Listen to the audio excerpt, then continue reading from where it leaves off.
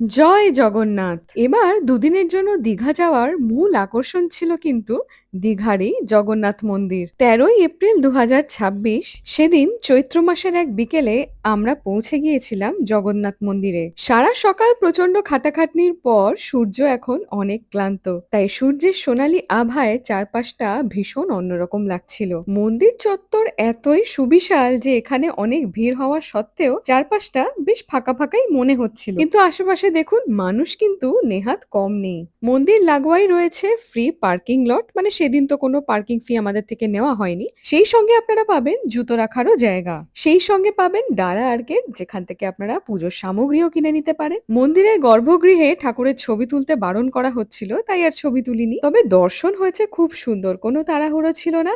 একপাশে দাঁড়িয়ে যতক্ষণ খুশি মন ভরে ঠাকুর দর্শন করতে পারবেন। এখানে আমরা বেশ অনেকক্ষণ ছিলাম, দেখুন সেই বিকেল গড়িয়ে সন্ধে নেমে গেছে। তারপর চলে এলাম দীঘা সি বিচে। বিচে কিন্তু সেদিন বেশ ভিড় ছিল, বিশেষ করে সমুদ্রের পাড়ে এতটুকু বসার জায়গা ছিল না। তাই আমরা এদিক ওদিক একটু হাঁটতে হাঁটতে ঘুরে দেখছিলাম চারপাশটা। ওল্ড দীঘা এখন এত দোকানপাট হয়ে গেছে, তো বিচের ধারে মনে হচ্ছিল যেন কোনো মেলা বসেছে। এরপর ভিখারাম চান্দমাল থেকে আমরা সেরে নিয়েছিলাম রাতের খাবারটা। সেই সঙ্গে শেষ করছি আজকের দিনটাও। ভিডিওটা আপনাদের কেমন লাগলো কমেন্ট করে জানাতে ভুলবেন না যেন।